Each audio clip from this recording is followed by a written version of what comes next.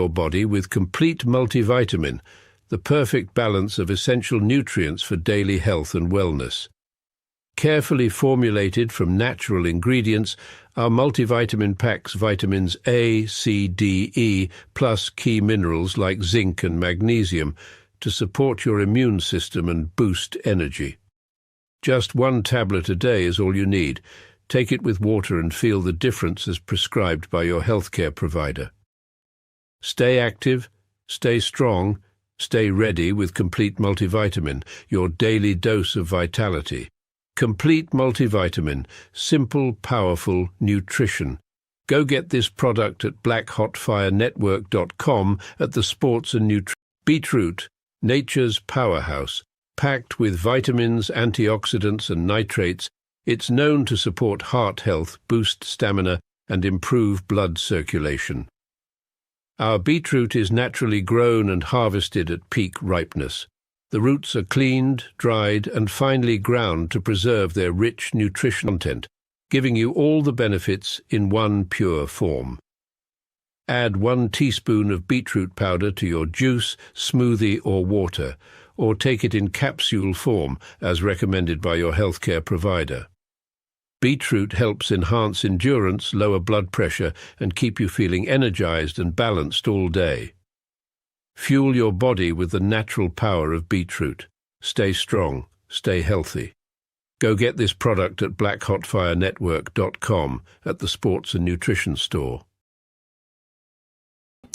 Well, good afternoon, family. Hope your day is going great and smooth. 1 minute past 8 p.m. right here in the 254, and karibuni sana to yet another beautiful discussion of the Africa Today show. My name is Joby, to this one here for the first time, and karibuni sana once again. And yes, my day has been great. It's been a beautiful weather, actually very favorable for our outfit, especially for us as girls today. It was really a good weather. So yes, karibuni. As today we talk about the Gullah Geechee and the FBA and Tasha K, literally our major conversation for today. But of course, being on a Wednesday, you guys know that I do share some amazing conversations based on history regarding us as Black people globally, because it's history that connects us literally globally as Black people, because we share the same culture. We share the same, as much as Kid talks about culture a lot, and we've seen when you talk about culture, African people, how when they come to America describing culture, Black Americans describing culture is actually totally two different things. But if you actually dig well and deeper into history, the culture is all the same. We share so much in similar. It's just how you actually understand it. And again, I was talking about critical thinking earlier today.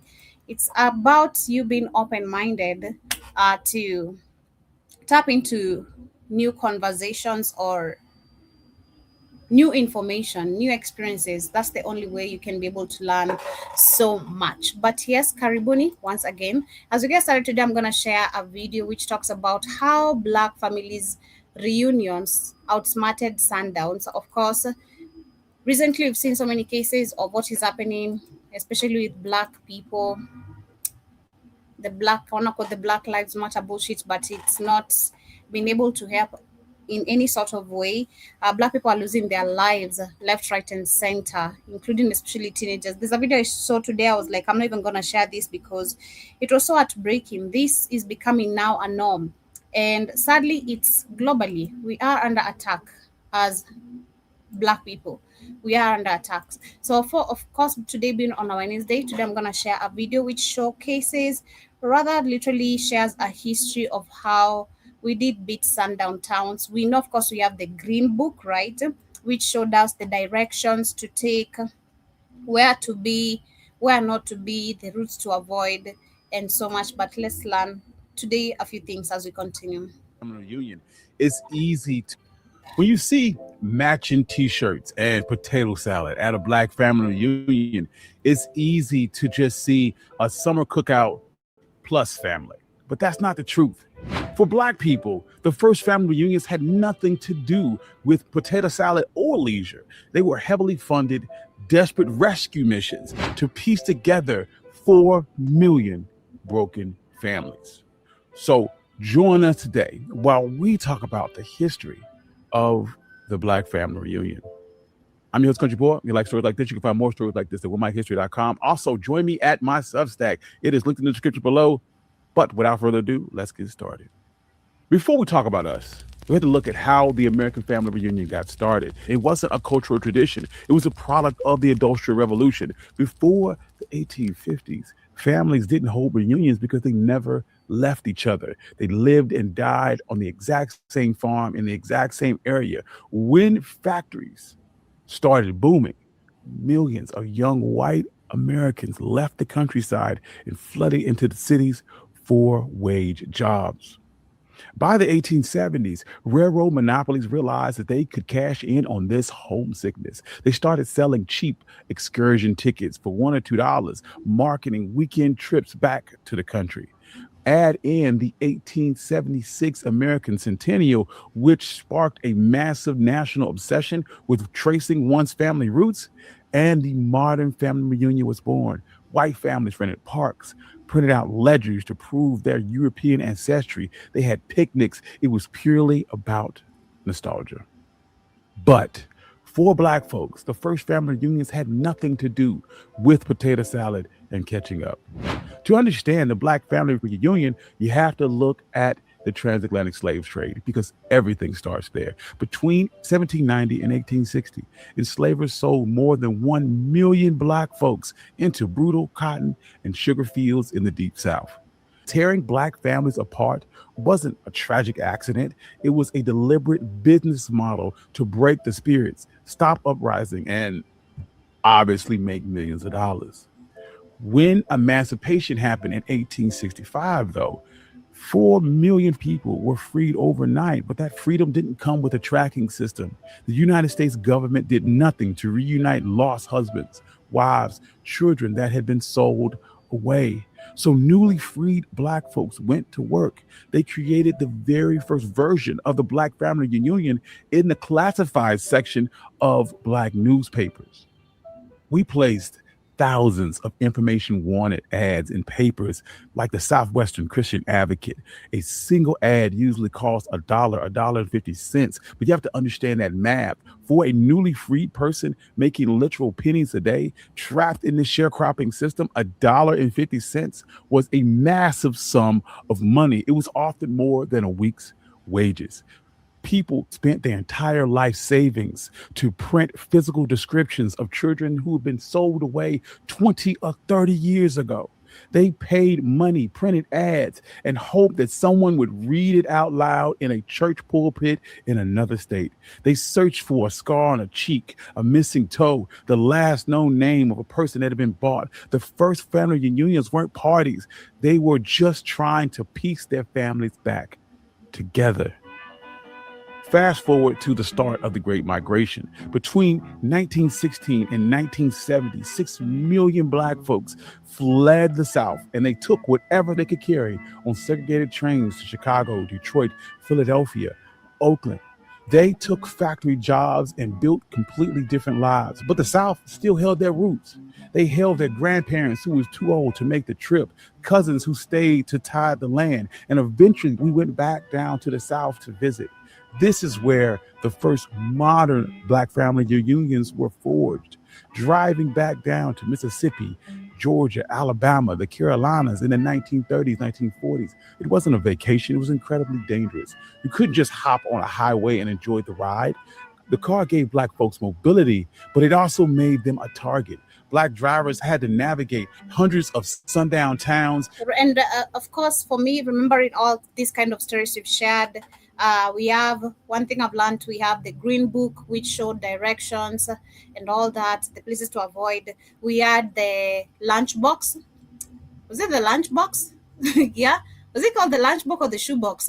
The shoe box, right? The shoe box, right? Exactly. The shoe box, which it was used to pack some certain meals, that white people gave Black people, thinking that, this is trash, and Black people found ways of making it super, super amazing. And then what else?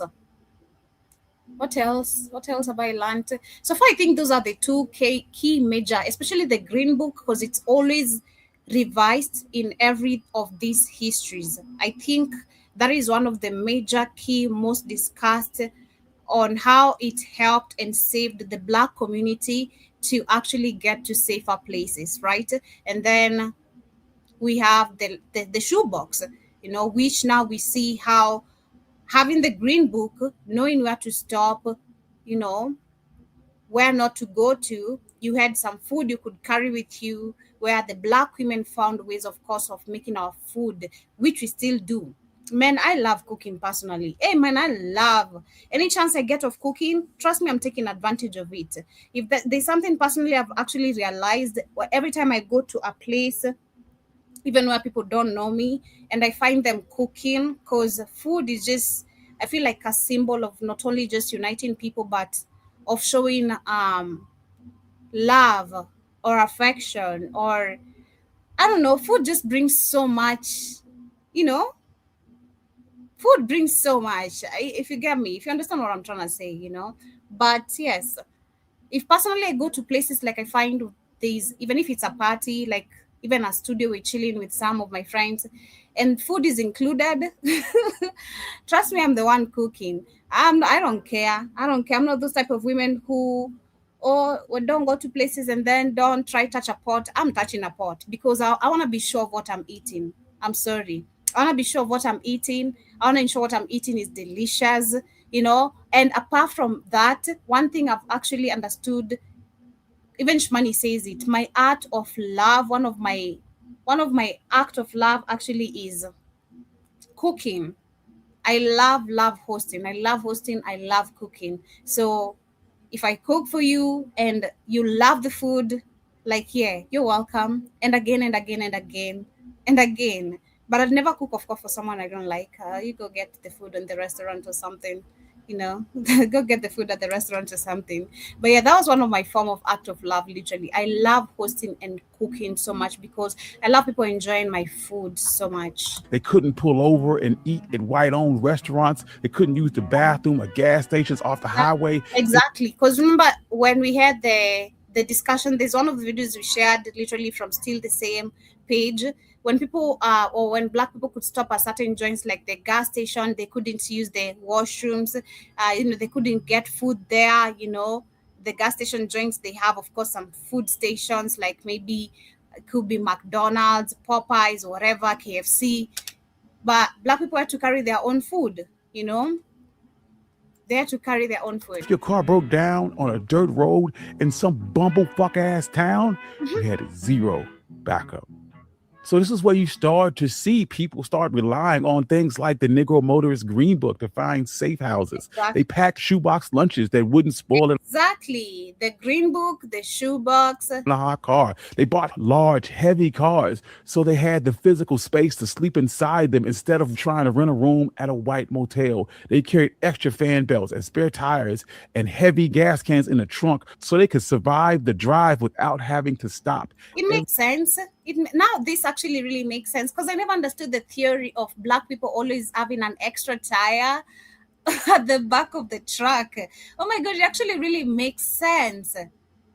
And this is how we learn stuff.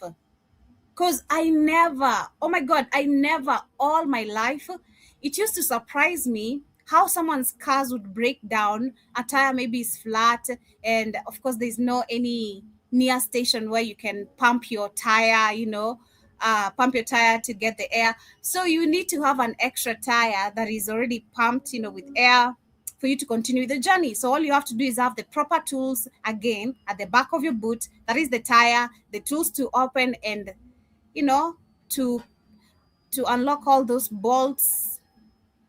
I'm learning. So pardon me if I say something wrong, but I'm learning parts of the cars. So pardon me. Yeah, but to unlock the bolts, I never understood the theory about it, but this actually makes sense. This because it's rooted from history. Black people could not rely on anyone. Black people could not get help from anyone if it's not from their own people who in majority they were running for safety, running to save their family and their loved ones. You had to have an extra tire with you. Wow. Every single trip down south was a massive risk, and it was funded by families pooling together money to make sure that everybody got home alive.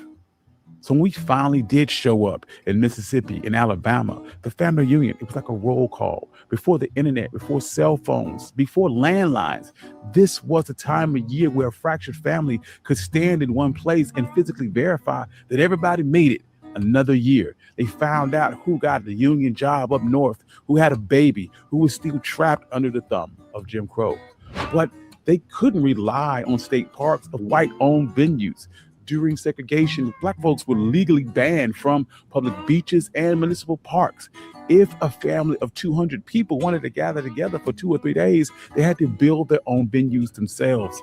Because local governments offered zero protection and zero resources, families had to operate like independent organizations. This is exactly why we have reunion dues, planning committees, treasurers today. They had to collect dues all year long. They pooled their money to rent black-owned spaces and wholesale food for hundreds of people. What is so sad to listen to this and now looking at even the topic we're about to discuss today is to see that Black people have really forgotten where they came from, or there's that lost knowledge, there's that gap of information of what Black people really had to go through to just be free.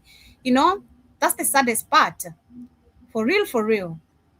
Like, being honest, that's the saddest part, that people have lost knowledge along the way, what their ancestors, generations went through for them to be even who they are today.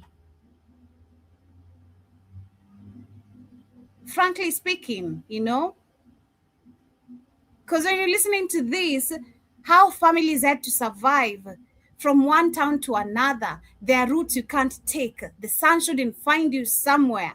Oh my God. Like, and then today we have the so-called FBAs, we have the so-called Indians, we have tribalism in Africa. You know, it's really, really crazy. But on this aspect, I'm going to focus, of course, on the Black American history. It's really, really sad, being honest, to see that all this information has been lost along generations, and there's been division, of course, systematically caused, because today I was talking about critical thinking again on my show, and understanding how critical thinking has been lost amongst the people globally, whether Black or white. Literally, critical thinking is not there at all, which I keep on talking about every single day. Understanding it is because it's systematically designed for us to not critically think, you know, from education to religion to media to entertainment to politics. So many things. People cannot critically think. So that's why it's really it's all connected, literally. People, just so we could safely gather for a weekend.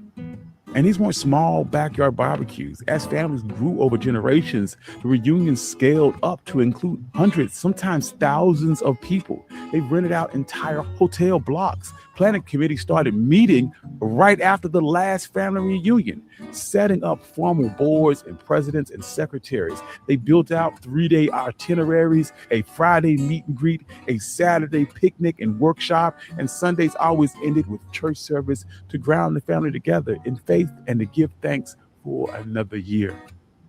Reunion committees did much more than just buy hot dogs. They functioned as an internal bank. If a cousin in Detroit was short on rent, the reunion fund could help them out. If a kid in Atlanta wanted to go to college but couldn't get a loan from a white bank, the family reunion committee wrote scholarship checks. If an elder passed, the reunion fund sometimes paid for their burial. They also use this weekend to educate the youth. White society is not teaching Black history in school. So the family reunion... Of course it's not, because remember last week we checked, and we checked so many, like literally so many, we checked actually almost 30, was it 30? Yeah, almost 30 skills, 30 money, generational skills. Okay, let me say generational money skills that have been lost within the Black community. We saw that last week. If in case you didn't or you missed the show, you can check that. Last week we shared some really beautiful, amazing video which shows you how Black people used to survive. That's what I'm saying. It's really sad to see, literally, and kids says it today. Black people have lost unity. Black people have lost. Black people have lost themselves. The Black people have lost, and it's not everyone. Of course, I'm not gonna throw everyone under the basket. Or under the bus, not the basket, the bus, the basket. I'm not gonna throw everyone under the bus, but Black people, we've really, really lost each other. We've lost our dignity, we've lost ourselves, we've lost our culture, we've lost our history. Because if this type of history is kept alive and taught in schools again, we'll grow up with so much spirit again, with always wanting to fight. I always keep saying that if Black people actually are taught the truth, we'd fight. We'd really fight. We'd grow. I feel like I'll have grown up with so much rage, anger of wanting to fight for my continent. But now, if you look at it today, it's a few percentage of us who can think out of the box and be comfortable with finding out what's actually outside the box. And sometimes became a formal classroom. Elders sat the youth down and taught them their family tree, passed down work ethic and survival skills. They made the kids sit down and listen, to understand Black history, to understand why we were gathering at all, to make sure the bloodline and the ancestors' names weren't erased by a country who never wanted them to know where they came. Exactly, because even it's crazy, because now looking at it, even in Africa, we had storytelling. We had storytellers.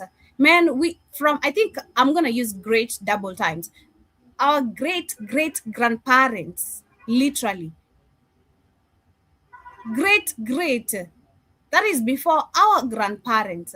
So that is 3 generations or 4 generations. My parents, my grandparents, my great grandparents, my great grandparents. That is 4 generations actually. Like ago, 4 generations ago, or 4 generations back. Because that's when we used to have this storytelling. Like Africa storytelling was so alive. And maybe you guys can correct me if I'm wrong. I don't know if you guys grew up with the same storytelling, but for us we had it. Like, the gathering, especially let's say like a time like this at 8 p.m. when we have our moms, our sisters, our elder sisters or aunties cooking food. And then I'm talking about this from the angle where now Africans, we were living in harmony, like, in the same community.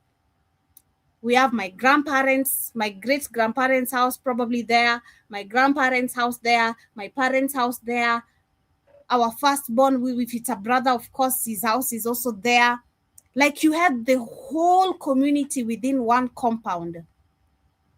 So when the grandchildren actually are born, they are born in the same compound, knowing how to preserve culture, traditions, and they grow up now. There's, again, at a time like this, firewood is gathered, in the middle of the compound, it's lit, and then the grandparents come and they're storytelling to the rest of us. Our history, not just storytellings of the rabbits and the tortoise, which was slow and which one was fast. No, real history. Being taught culture and traditions. There was time for that. Not the rabbits and whatever we've been told. Nope. But sadly, this is not here today. Came from in the first place. In the end, it's incredibly easy to look at the matching shirts, the electric slide, the spades tables, and see just another cookout. But when you look at the facts, the Black Family Reunion is a publicly funded safety net. Every matching shirt, every scholarship check, every roll call is a direct continuation of a system that started in 1865. It was built by people who looked at a country that tried to permanently break their bloodlines and simply refused to let that happen. Thank you. This has been One My Black History. I'm your host, Country Boy. This is the Black Family Reunion. I went to my wife. Yeah, so again, that is yet another beautiful story, and I hope you guys get to enjoy it. I see Ricky says we just lost our history, not our culture. Well, the culture is lost, whether you want to agree or not, Ricky. You know, we can agree to disagree, but if you go back to like the yesterday conversation we were talking about, why black men are running away from black women, why yeah, why black men are running away from black women, you understand that actually the culture is completely lost. Because as black people, again, I always say sometimes I don't know how I have some certain information, but I feel like maybe probably I'm an old soul for real, and I have come back with some certain knowledge, because some of the things I have, it's not like I've not experienced or lived that life long enough. I'm just 27. So everything that I talk about sometimes is out of this experience, but I have knowledge that I have not experienced. But yes, how black culture has been lost. Yes, you're saying we've lost our history, but not our culture. Our culture has been lost. It has been lost. And I'll tell you why. We've been talking about so many things. I've learned so many things, even under what we talk about every single day, from the music to the movies, the presentation of ourselves. Of course, you know, the movies, the music, everything is controlled and all that. But I feel like along everything, and goes back to what we were talking about yesterday, even the delusion of the women, the delusional mindset of the women that they have today. And sadly, it's not even just black American women. The delusional mindset is actually, I think, right now everywhere. Everywhere. So many people are delusional. We've lost our culture in believing what the white people have been feeding us without understanding why people are stealing to live the comfortable life they live. They have not earned it, they have not worked for it, not even one bit.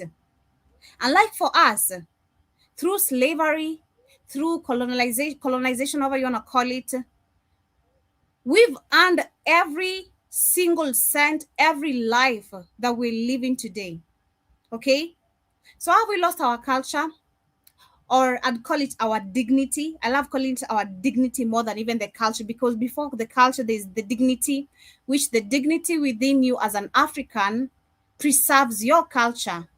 Okay? Have we lost our dignity? A good example is the bootlickers we have of puppets. You know, our puppets. These people have completely lost their dignity and showing we're not worth respect. We're worth having white men telling us what to do every single now and then. Okay, that aside, when you come to the black woman, you know, how have we lost our culture? So many things.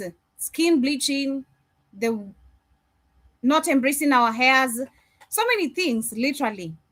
Our culture has been lost, where we want to keep up with the narrative of the white people. So if you argue about history being lost and not the culture, actually I'll say both. Both for me. Because if I'm to expand that conversation on a wider perspective, I won't finish right now, being honest. I won't finish right now because we've lost in so many ways. We've lost in so many ways. That's why there's always this argument. Just a good example to give you, Ricky. A good example is this argument between Africans and Black Americans about who has the best culture and who doesn't. It's like on both ends, there's someone, of course, who is playing a role of making us think we actually are completely different. But again, if you look at it, that's what I'm saying. With these Wednesday stories that I keep sharing, when you look at most of these stories, there's nothing different between you and I. We share the same cultures. Maybe there's a difference in maybe the brutality you faced during slavery and all that. Maybe there's a difference in a few things. But when you talk about who we are as a people, what we do, the food we eat, where it originates from, it's all the same. It's all the same. And where the culture has been lost is that argument of who is better than who, which one is better than which. You know, I don't know if it really makes sense, but I feel like that's my argument on that. You're also saying that I bet families is only one still. have family reunion 4 times a year over 55 years. Being honest, I don't think we even have family reunions anymore. Family reunions are so dead. Like the last time personally I had a serious family reunion was on a burial. It's crazy.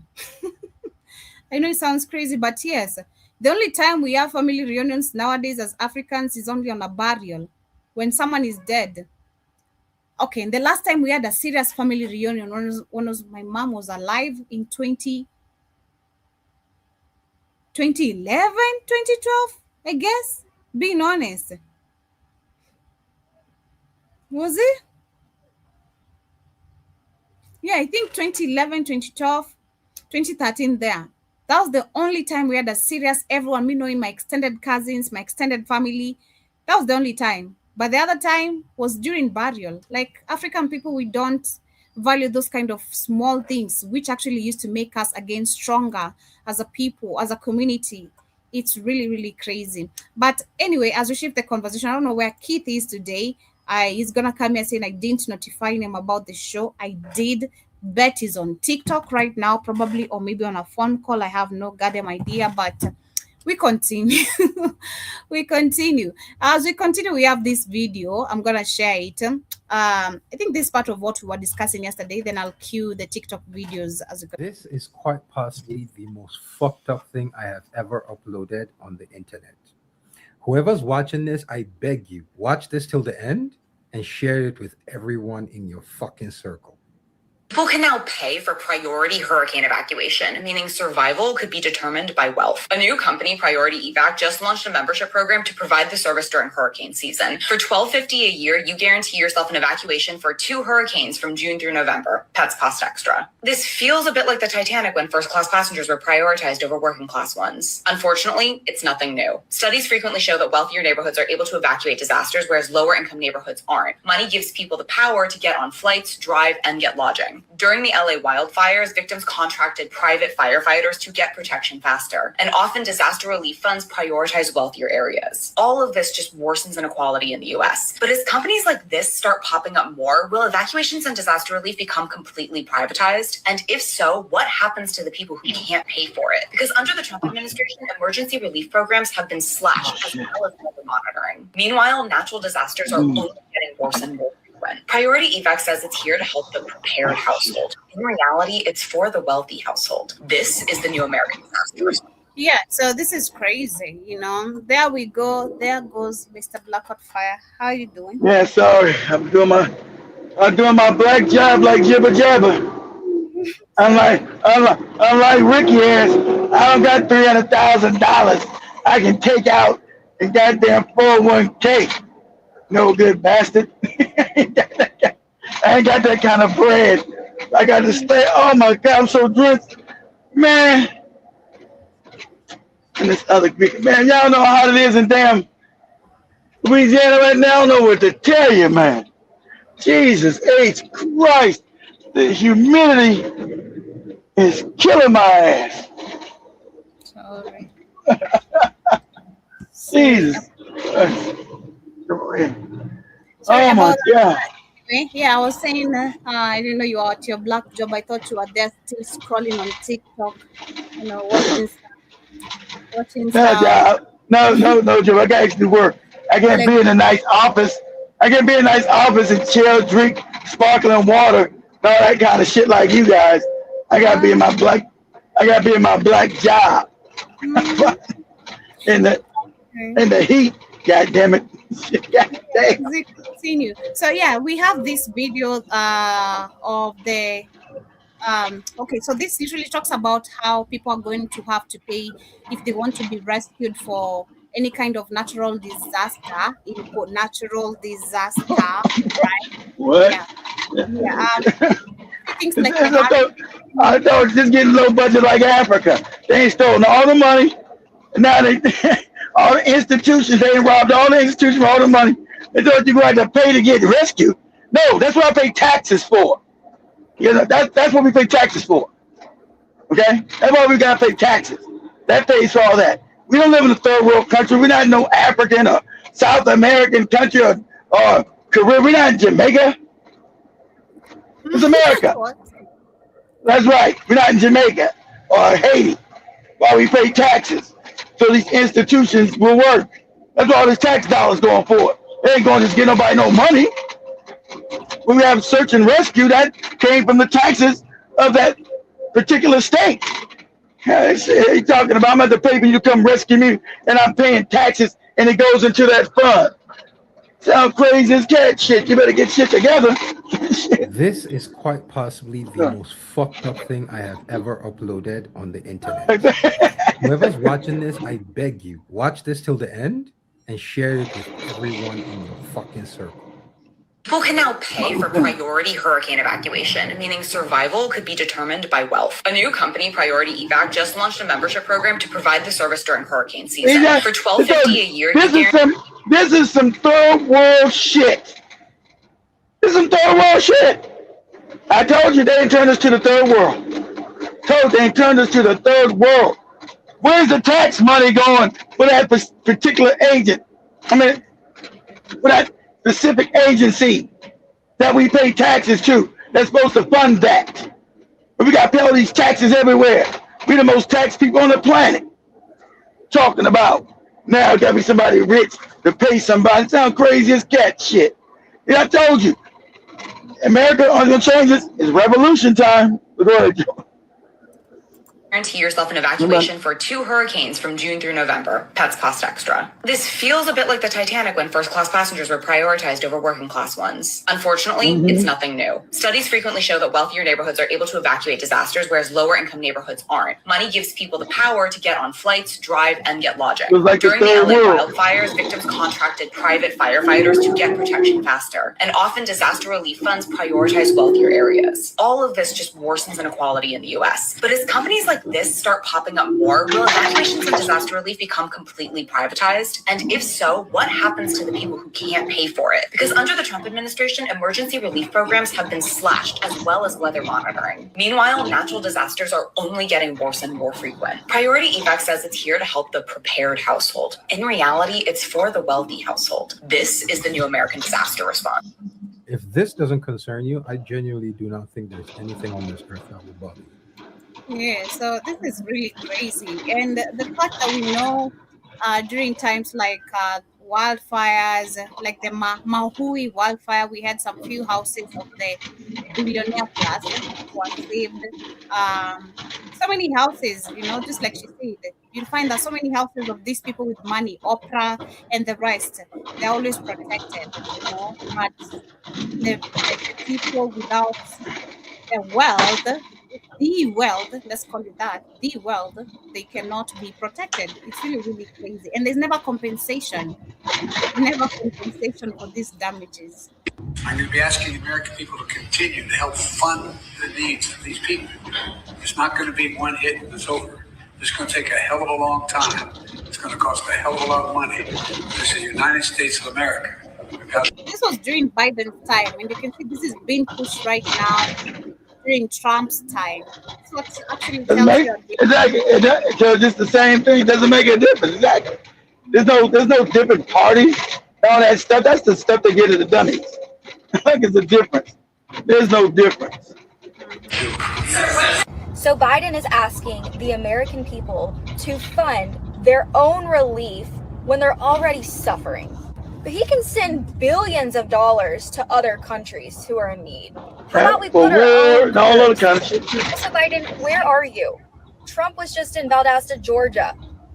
Also, Ms. Harris, why are you living it up in Vegas right now? Our country is literally underwater.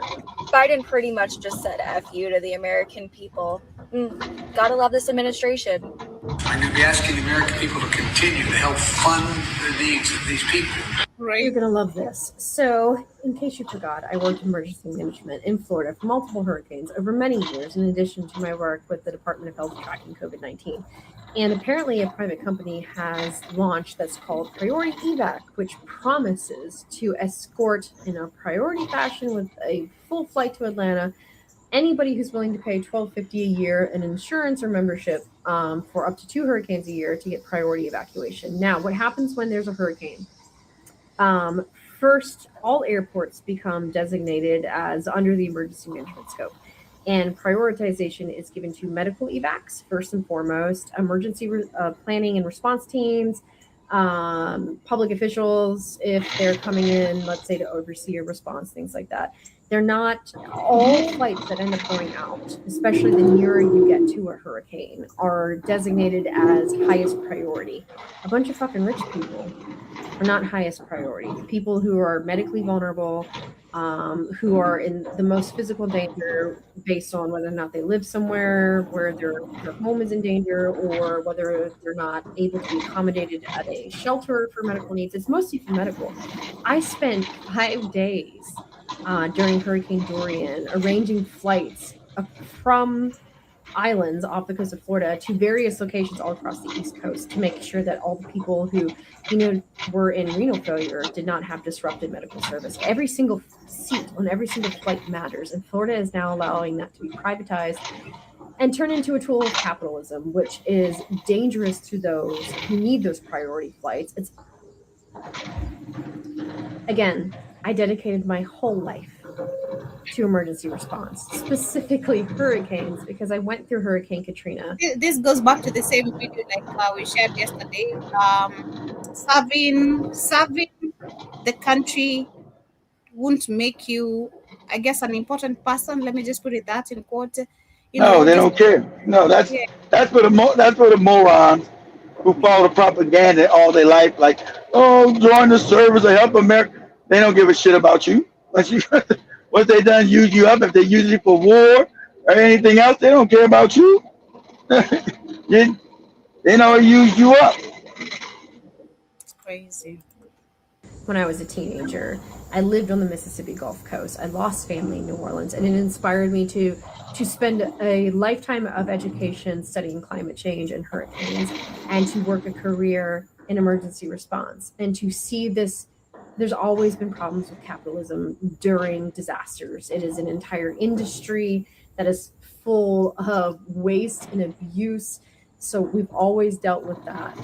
But to have something that is strategically targeted as to consume airport resources, which every single flight does, and prioritize the needs of the well off over those who are medically necessary to evacuate, which every flight that goes off during a hurricane, especially the closer you get to it, is prioritized based on need.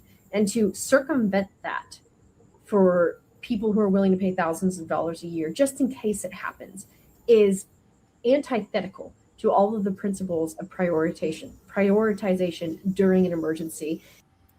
And it pisses me the fuck off, yet at the same time is not at all surprising for the state of Florida. Yeah, but that's what is happening on that particular segment. As we move on, we also have more information from the Louisiana, where we have the Louisiana House Bill 211 criminalizes homelessness and opens the door to forced labor through loophole. So let me share this as we continue. It is trying to bring back slavery in every definition of the word in a very, very Republican move. They just passed a bill that makes it a crime to be homeless. House Bill 211 would force unhoused people to choose between jail or involuntary treatment. Oh, and also they would make the homeless people pay for it. If they can't pay, they would be forced to perform unpaid labor. I made a video recently talking about the racist anti-Black vagrancy laws and how historically being poor and Black was criminalized. The bill stands on the shoulders of Louisiana's long history of white supremacy and is a continuation of the Jim Crow laws that shackled our ancestors. This bill perpetuates a cycle of oppression, turning human beings into commodities to be exploited because no matter how you word it, it is 2026 slavery. Mind you, in that same hearing, hypocrisy rained down because Louisiana lawmakers voted to give themselves $1,000 to cover certain housing expenses. So the Louisiana Senate is trying to bring back slavery. This is really crazy. So if you know, also take put us up. Hold on, see. Yeah, they want to criminalize you so you go work be a slave. Remember, you can be a slave if they're in prison. The country's never changed. The country's still wicked. You morons about, I'm gonna be American, all you FBA morons. Yeah, so country ain't changed the country because the country still gonna be wicked and evil. So put us up on TikTok. Say Texas, hey, you morons, you weed heads. Now you go to Colorado A lot of states, weed is legal now. I think in California, but fuck around and take, because Texas has got the biggest black population. They want you in jail. They said not even an ounce, a gram. 1 gram, you'll get 5 to 20 years. Where's a gram? As big as your smaller than your fingernail? How much is a gram? So put it up. Texas though said Texas passed new marijuana law. Saying if you're caught with more than a gram or a gram. How much is a gram? Gram's like what? Your toenail? A gram is so small, I don't know what it even is. They gonna lock your black ass up. And what they do? Remember, they know you Negroes are weed heads. You're weed smokers. They ain't do it for meth. They know the white people smoke meth and cocaine and all that shit. But they ain't passing for them. Once again, it's the same old hypocrisy. They didn't pass it for them. They passed it for your ass. Because they know you the weed heads. Huh, Joby? It's not giving me any feedback. TikTok is just say Texas new marijuana laws. If not, go type that in YouTube then shit. The Texas new marijuana laws. Nope. Let me check on YouTube. TikTok is not giving me any. Can't believe it's everywhere. Now TikTok ain't even showing it. Easy. Say Texas new. Go to YouTube. Say Texas new marijuana law. Or new weed. A new weed law. How you gonna call that shit?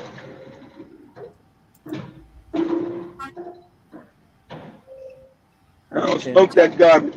There are now new rules in place when it comes to THC products. Sarah Jenkins now with the brief. That's your brownies too. Even if you guys are eating your brownies. If you guys, I'm not smoking it, I'm eating it in a brownie. You get locked up for 20 years, nigga. Yeah, and you're gonna do slave labor. That's what it's for. See how wicked these goddamn people are? Go ahead, Joe.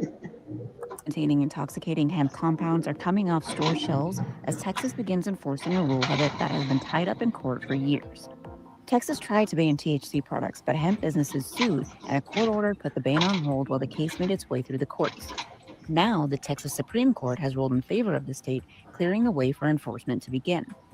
According to the ruling, after July 31st, all hemp products sold in Texas will have to be made with Delta 9 levels compliant with state regulations.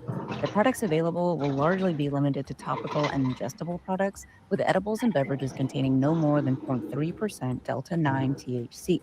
The hemp industry is still challenging other state regulations in court, so the legal fight in Texas is expected to continue. For the brief. Let's see.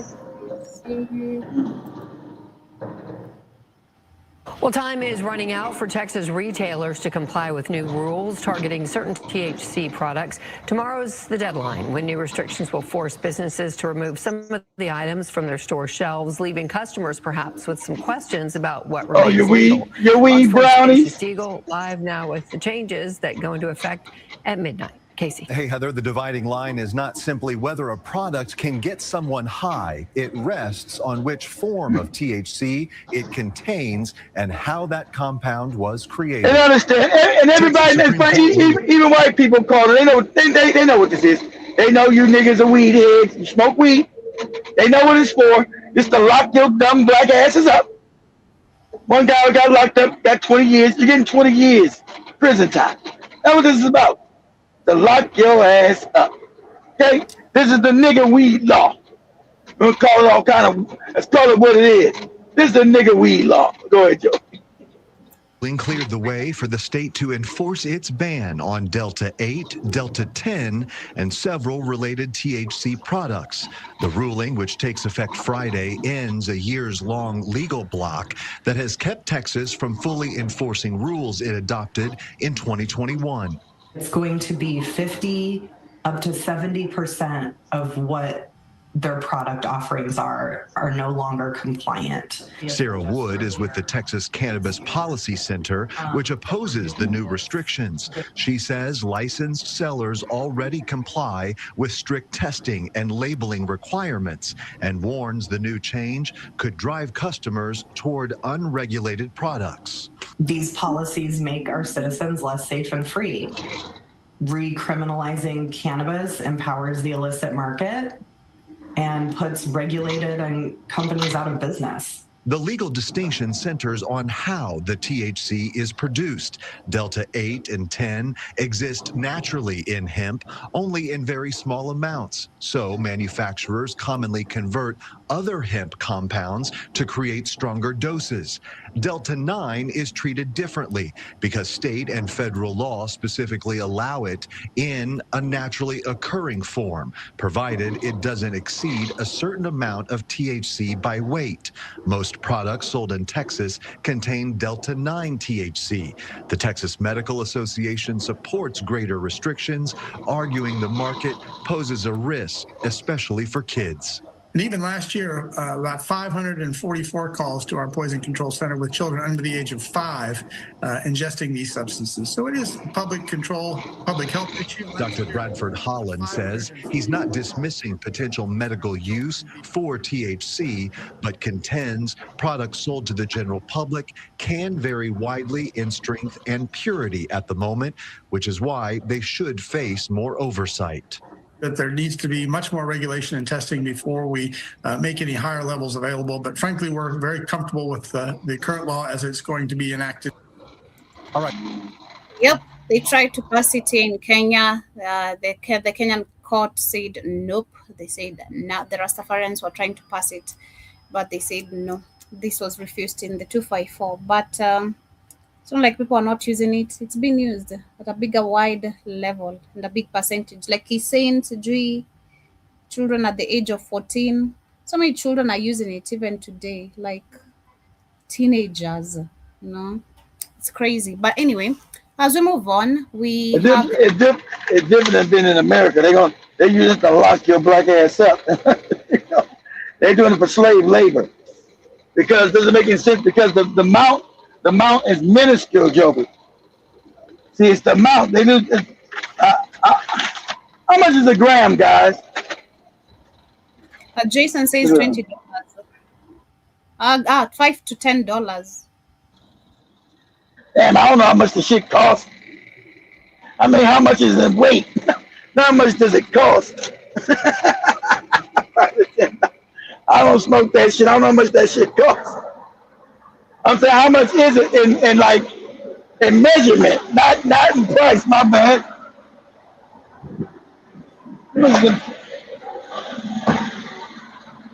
It says $20 is a dab. I don't know what a dab is. $20 is a dab. Is it what? A dab. Oh, I don't know. Anyway, yeah, but as we get into the main conversation, I'll allow you to take over, Keith, the Gullah, Geechee, the FBA. Oh, that was similar. To take a left. Yeah. Send your video, Joby. Okay. Start with that video. All right. Yeah.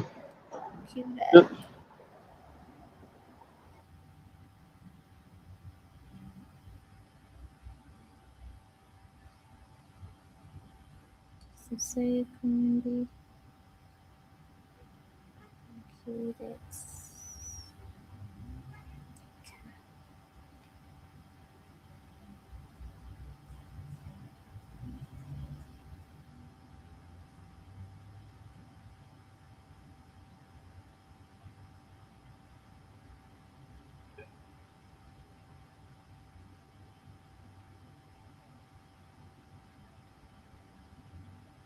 Mm-hmm.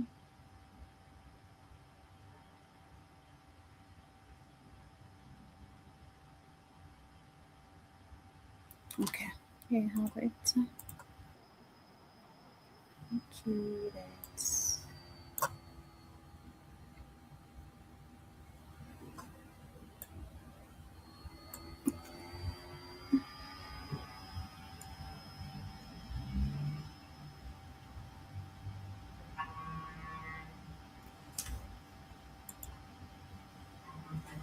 Just a second. I don't know why my internet is lagging.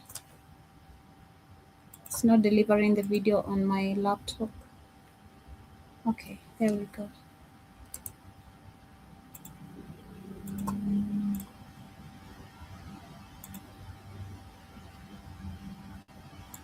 I was debating on making this video, but at this point, I'm there.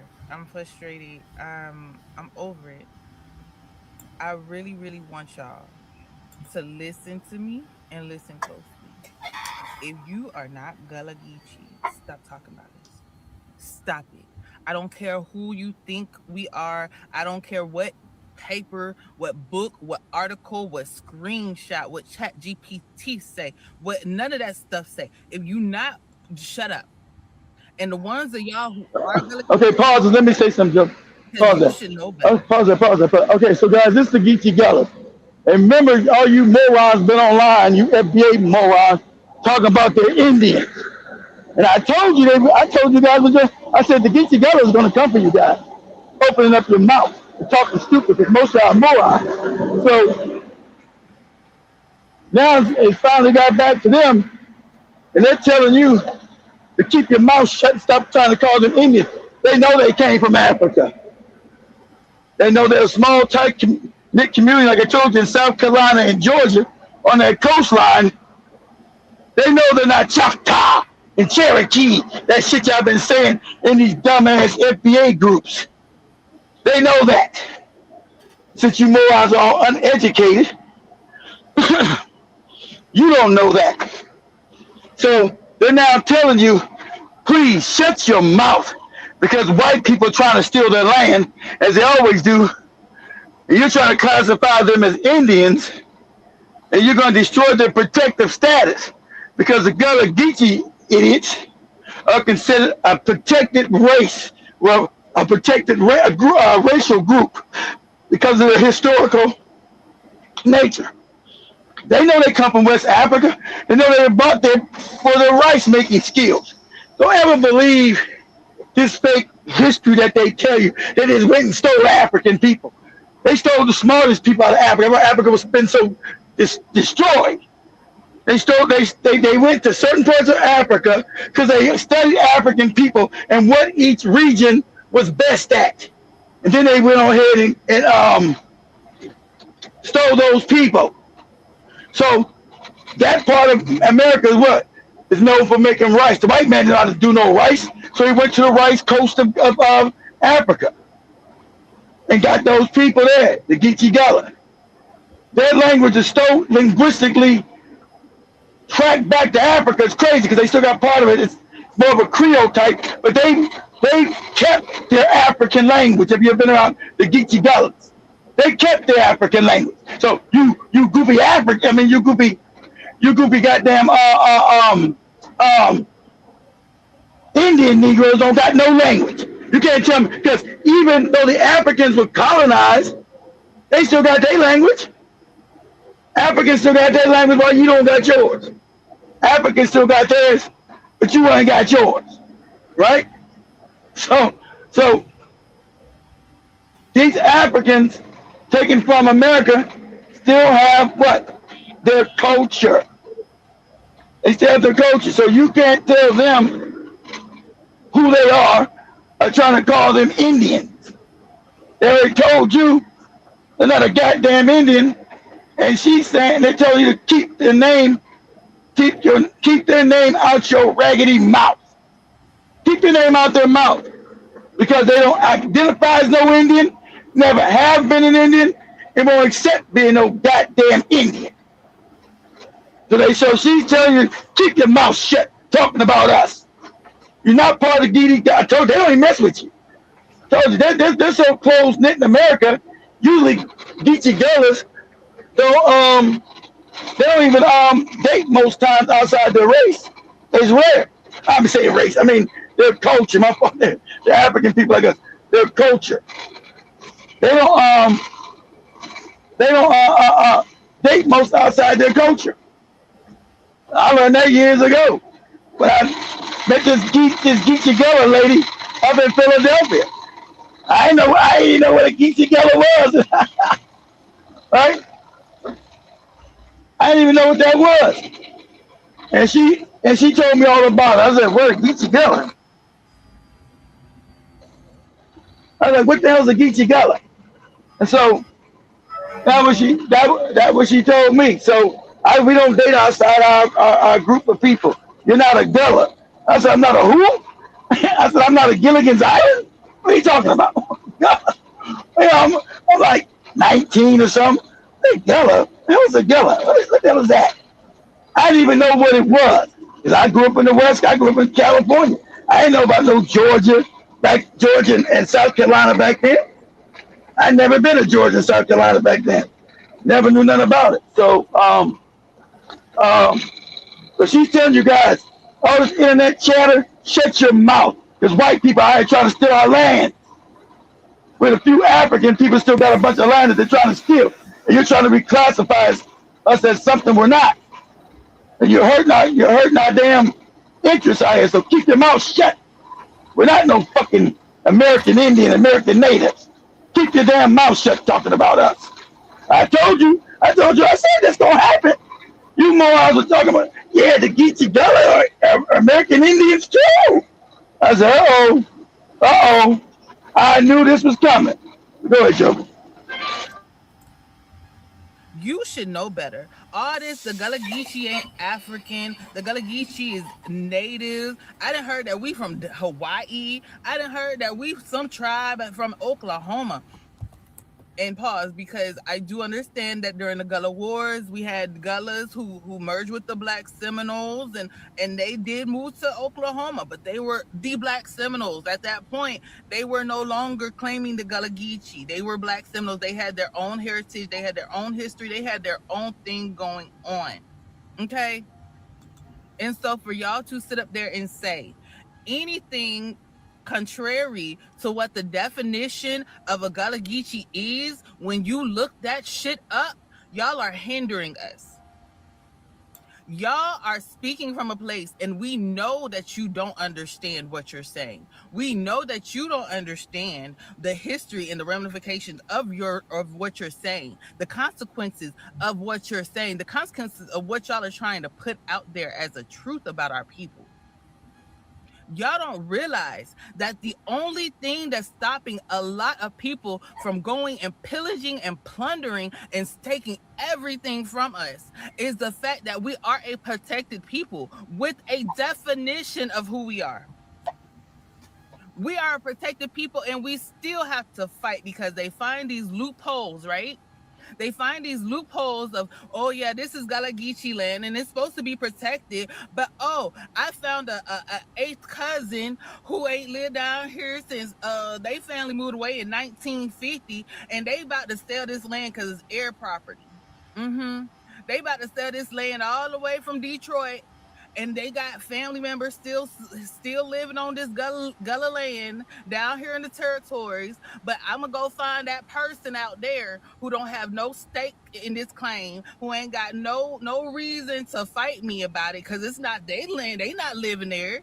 And I can come in and I can get them to sign this paper, and I can push everybody off this land.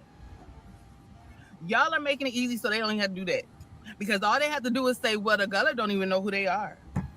How they are protected people and they don't know who they are. How they trying to keep this land, and they said the Gullah Geechee is Native American. Shouldn't they be on Native reservations? Exactly. Y'all ain't they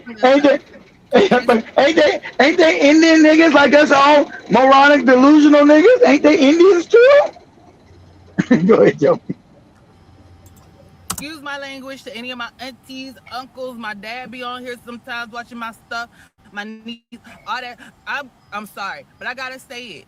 Like y'all are messing us up, and y'all don't understand that y'all are working for the government.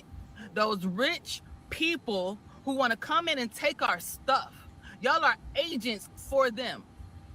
And y'all do it under the guise of clicks and views, because like I said, most of y'all ain't ever been to the Gullah territories. I don't even care if you are from South Carolina at this point. I don't care if you are from Georgia at this point. If you are not Gullah, then shut the fuck up. And we can tell who was raised Gullah, because we know you would never come out your mouth and say that. Never. Because you know what's at stake. You know they coming to take our stuff. You know we fighting. They fighting on St. Helena. They fighting on Hilton Head. They fighting on St. They fighting on all these islands because they coming in and building these goddamn resorts. These $1 million mansions that we can't even afford to look at, much less try to buy. They fencing off people who their family was buried on cemeteries, and then people came and bought the land the cemetery was on. People can't even go see their ancestor. We can't even go visit the graves. And y'all out here talking about who we are and who we aren't? Are you serious? I'm over it. I'm over it. Y'all are agents of confusion. Anybody who says that the Gullah is not the descendants of African, enslaved Africans who in that area, Shut up. anybody who says that, you a government agent. You a government agent. You a lobbyist for the people who want to take our stuff. You an enemy. You an enemy. Cause I still got land out there. We still fighting for our shit. We still trying to keep our shit while they raising property taxes by the hundreds and thousands every fucking year because they don't want us there. And they can't push us off because we're protected people. Exactly. So they try to buy us out. They trying to buy us out, and y'all are helping them not have to do that no more. We are protected people, and y'all are muddying up the definition of that protection. And in a minute, this Gullah Pause it. heritage. They won the. They won the few African. I know you FDA moron saying the slave trade was made up. It's a psyop. All this crazy shit. I know you're dumb. I know most of you are stupid. That it was a psyop all the way from Angola, Congo, all the way up to Senegal. All those islands. That means it was a psyop in Angola, Gabon, Cameroon,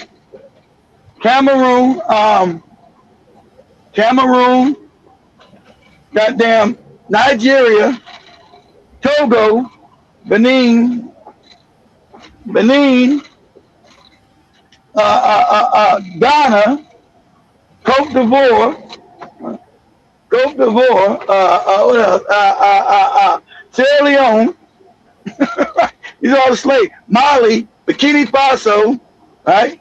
Burkina Faso, Niger, Senegal, Guinea-Bissau, all those areas, and also in Liberia, all those areas, and then also a few also came out of Kenya, came out of Mozambique, and Tanzania. So all those places, right? All those places, there was a psyop. Go ahead, Joe. To be so proud of, and my great grandma is Gullah. All that is gonna be obsolete. It ain't gonna matter no more because ain't gonna be no Gullah left. We're gonna be dispersed because they gonna take our stuff because y'all are letting them in the door. Y'all are giving them reasons and rationale to say that we should not be a protected people. Our land should not be protected in this way. We already fighting against what little protections we do have. Y'all just want to just remove it all, rip the Band-Aid off, make sure we don't have nothing left, huh? And like I said, y'all don't have no stake in this. Y'all don't care. I have land. My family still has land in multiple areas in the Gullah Corridor. I hear it. I hear the talks. I hear the town halls where they're saying, oh, what we gonna do? They gonna plan this, and that, and you know that's gonna try to mess us up. What we gonna do? How are we gonna keep this land? What we gonna do? Y'all ain't think about that. Y'all think about running y'all mouth, bumping y'all goddamn gums on this goddamn social media. Y'all ain't think about the real life consequences of nothing y'all saying. My my full-time great grandfather was lynched They killed him on his front porch in front of his children because he wouldn't sell his land out there on Hilton Head. We still have that land. We still ain't sell it. But y'all setting it up so they could just come and take it away from us. Y'all setting it up that his sacrifice don't mean nothing. And there's so many out there. So many ancestors that had the same exact story of how they had to fight, how they had to have losses before we could have peace. For the little bit of time that we had peace before they built that bridge.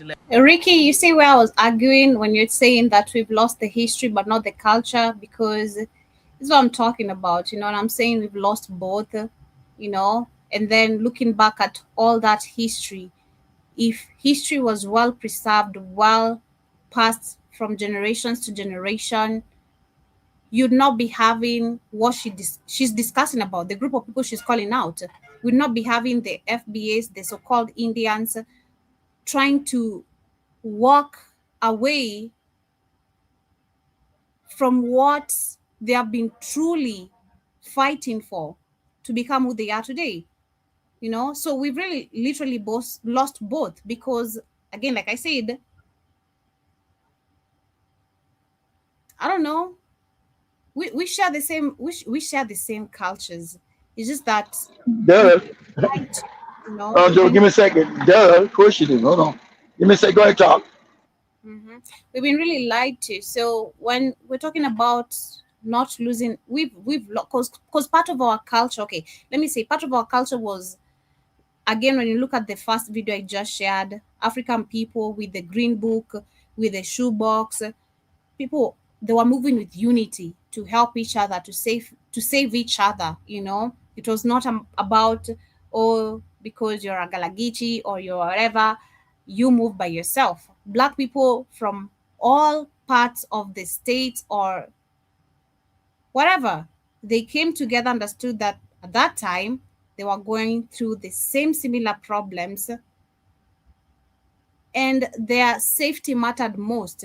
And with the creation of the green book, the shoebox, so both have been lost.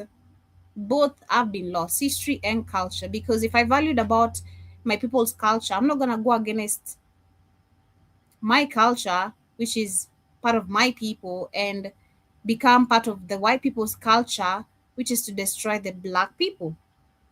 If it makes sense now. All the buckra come back. And y'all just letting the wolf in the hen house. They already there. Y'all just opening the door and letting them in. Letting them come, feel free. But y'all say that y'all American. Baby, we the first black Americans. Let's get that shit straight. And y'all fighting against us. We the first black American. I don't care where you say we originally from. We was here first. The Gullah Geechee, most of y'all roots do come through there, but that don't mean that you one of us. I can tell by the way you talk if you one of us. And I don't mean by the accent of what you say. I mean by how you stand on it. Exactly. Because I know. Exactly. Because standing on it has to be, you have to value where you come from. And that's what I'm talking about, the dignity. I talked about the dignity, right? Because culture, again, I said, actually, that's what I was looking for, what I said earlier. For you to talk about culture, this comes from dignity. You can't talk about culture if you have no dignity. Forget about it. Tafadhali. Respectfully. As an African, I'll tell you, you can never talk about culture. Personally, just me as Joby, I can't go to the village and start talking like the village people. Well, I barely go to the village. I'm sorry. That's how part of, because I have to have, as much as I can, don't get me wrong, I need to have that, let me call it discipline and dignity added, of always wanting to go back to the village every now and then, practice in what they're doing, if it's farming season, harvesting season. You know, those are part of the cultures we consider in Africa. Okay, I'll give you I'm giving you the slightest part of the cultures, okay? But today I want to wake up. I believe that's what she's saying. You want to claim you're part of the Galagichi while you don't even know nothing, no history. You barely even want to associate with these people, when they talk about where originally they come from, what they believe in, dignity, like, you know, I believe that's what she's actually literally explaining. You can never talk, present yourself in a certain way if you're not it. You just can't. Whole switching. No matter how many times you force it, you have to really be it. You have to be it. You have to act like it. Yeah. It ain't even about all that. It's about what you saying on these internets. What you talking about? Who are we? When I hear you define who the Gullah Geechee are, I can tell if you one of us or not. Y'all need to stop this shit. It's a hate crime at that point. Yeah, literally. So it's I get her point straight and clear. Actually, just it's connecting to what I was saying earlier. Literally, all connected. Dignity goes so well along with who you are, especially as an African person. White people don't have no dignity. Sorry to say, but it's the truth. White people don't have no personality. They don't have anything. According to me, they have nothing. The only personality they have, and shout to this famous quote I've seen, it says the only innovation white people fail to actually own or accept is racism. White people don't want to own and accept that they are racist. That's the only innovation they have. And then, you know, same with dignity. You can't claim, you just can't claim you own something when you don't really even care about something. It's really, I'm explaining it in the simplest, shallow way terms. What happened, Joby? No, I'm talking about the lady I was sharing our video. Okay. Yeah, she said y'all messing her up because you morons are running around talking about this FBA nonsense, and you don't understand. You're too ignorant to know their situation. The Geechees are such a preserved African culture that they allow them to become a protected people. So that means they get certain. Go ahead, Joby. Well, we were earlier talking about the culture because I was talking about a certain. I was sharing a history video, of course, today being on a Wednesday, and Ricky said we've forgotten history but not our culture. And based on what that lady is talking about, because I was telling Ricky is wrong, we've forgotten both, you know, because culture comes from dignity. And what that lady is saying, she's saying that the people want to talk about the Gullah Geechee people they don't even know anything about the They don't know none of about it. Exactly. about the None. culture. So this comes from dignity. Again, that's what I'm saying. Dignity will help you understand your culture. And if you don't have any dignity, you'll never understand your culture as a black person. That's how simple I'll put it. Because when you want to claim, like she's saying, the FBAs want to claim they are Gullah Geechees, but if you ask them where they are rooted from, they want to say they are Indians, right? So, you know, Well, a lot of them not claiming they're not really claiming Gullah Geechee. What they're doing, they're saying that even the Gullah Geechee are Indians. Those Indians too, without knowing nothing about them. None of them are not really saying that they are Gullah Geechee. They might say they got some contacts with some of them, but they're saying the Gullah Geechee aren't African. Those are Cherokee. I was like, what? Wow.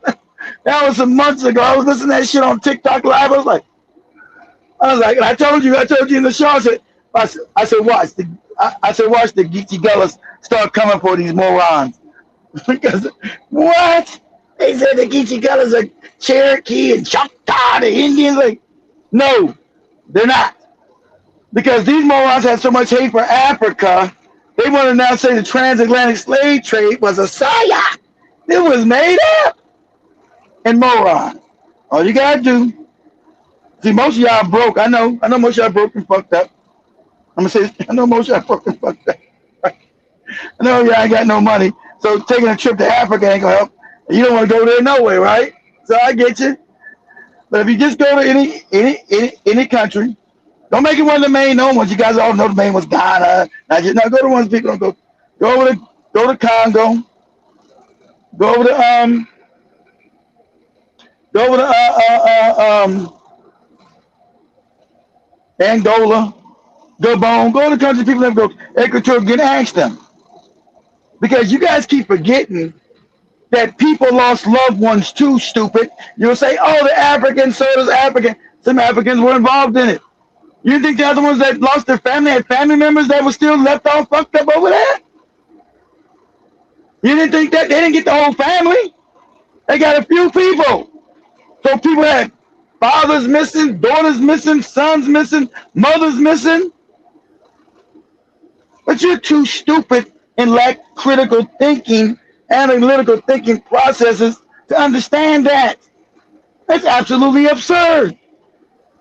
That you didn't know that the people that were kidnapped also had family. Also had lost family members. That's why I showed you that one African prince from somewhere in West Africa, somewhere, I guess it'd be Mali area today, somewhere, right? That ended up in Mississippi. Now, he was a prince. He had wife and kids he'd never seen again in his life. They took him as a slave, whole life, rest of his life in Mississippi, had another wife, and he had 8 more children here. Right? He had kids back in Africa. Is that a psyop? Him being a prince, is that a psyop? When this is a real documented story. So you mean some days went to Africa to get him 200 years ago for a psyop? Well, 300 years ago now, back in the 1700s. As a prince, he was on a hunting expedition, and they kidnapped his ass and the people that was with him, put his ass on a boat to America. Is that a psyop, morons? Did that not really happen? Got motherfuckers on TikTok talking, transatlantic slave trade was a psyop. Was a psyop. Was it? Yeah. That was an old good-fashioned psyop. You're like, God damn. And the sad fact, you FBA morons are so stupid, you're making all black Americans look crazy as cat shit. Everybody's laughing at black people in America because you people are so stupid, so idiotic. You guys all looking like we partially retarded. Don't know what the hell you're talking about. Because you guys didn't know Tariq's people are the lower class black people. I'm going to say it honestly. These are the half dimwit and retarded individuals. They're stupid. So they got them all on TikTok. That's why that's a psyop, because that's what's being pushed on TikTok everywhere. Listen to these morons. You're like, what? What the hell are they talking about? But go ahead, Joe. You're going to get on Tasha K in a minute. Go ahead. Glad you commented this, because I saw this really amazing video yesterday from a Gullah Geechee woman, and she was basically asking FBA not to mention her culture. Like, don't put her culture in this diaspora war. Stop lying that we are not descendants of Africa. And I'll go ahead and put the video here. It was really good. You should go check it out. I saw a few videos from Gullah Geechee people, asking FBA to stop saying they are not African descent. Also in the video I was just talking about, she did, hold other Gullah Geechees accountable for feeding into the bullshit FBA be spreading. Like, y'all know better. Don't do that. But they be on that weird energy, because when I first came into this nonsense, I'm bi-ethnic. My mom is Haitian. My dad is Black American. They were talking about, I need to pick a side. What are you talking about? 2 cultures made me. I don't have to pick shit. What the fuck is wrong with y'all? Beautiful Black Americans. Let's talk about Gullah Geechee folk. Now, in my previous videos, there was a Gullah Geechee elder, and she said she is not African. There was Queen Quet, chiefess of the Gullah Geechee Nation. She talked about her indigenous American Indian heritage. A lot of people were denying it. I got to consult with ChatGPT on this. Hello? With other groups on Twitter. And so every time I tried to say something about it, they kept telling me I was African. And it was like I was an interloper. And I was like, no, I'm from This is Tariq Nasheed, actually. Charleston, South Carolina, born and raised. My family dates back to the early 70s. Yeah, they do the same thing. Pause that. These FBAs are now doing the same thing. The South Africans did the other side. You ain't South African. You're an immigrant. You're from Ghana, from Nigeria, or from Zimbabwe. You're Kore. Now these FBA morons, if you disagree with these idiots, they're now saying that you're an immigrant. You're not a made up famous a made up nomenclature. You're not an FBA. You're an immigrant. What? Because you don't agree with their ideology. It's the same South African shit. Because I told you, these movements are being led by morons. Tariq's a moron, and his followers are morons. They're the idiot class. That's why it's all filled with hate. Now, I went in on the Africans for their disrespect, but mine's not a hate-filled tirade. Theirs is hate-filled and crazy. So that's what you're getting. And it is hilarious. They calling people say, "Oh, you're not an FBA." You're like, what? I'm not a who? You're not an FBA. Okay. So it's absolutely insane. That's what you're getting. So unless you agree with the ideology, now you're an immigrant. Your family went here during slavery. You're from Jamaica or from Ghana, some damn way, or Nigeria. Are you from Kenya? Where the hell are you from? Are you Kenyan? Are you Togolese? Whatever the hell they call that shit. You remember, most of these morons don't know nothing about Africa or even the Caribbean. On the Caribbean island they know is Jamaica. Yeah, everybody's Jamaican. Now but they know the Haitians now too. All they know is Haiti. These morons only know two islands, Haiti and Jamaica. Are you Jamaican? Are you Haiti? Are you Haitian? You moron. You fucking moron. I couldn't even have a dialogue or a conversation. I kept getting attacked. You know what I mean? And so, brother, you clearly have a foreign accent. You're not FBA. Yeah, you're foreign accent. Yeah. Foreign accent. Google Charleston or TikTok. They understand Southern accents. Most of these morons. You have an accent. Yeah, it's Southern, stupid. I'm from the South. It's a Southern accent, idiot. Oh man, sound like a Ghanaian accent to me. All right, go ahead, Joey. Accent is that? That's not a Charleston accent. Where are you from? Where are you from, brother? You're not. Okay, so the crazy part is that the fact that you say it.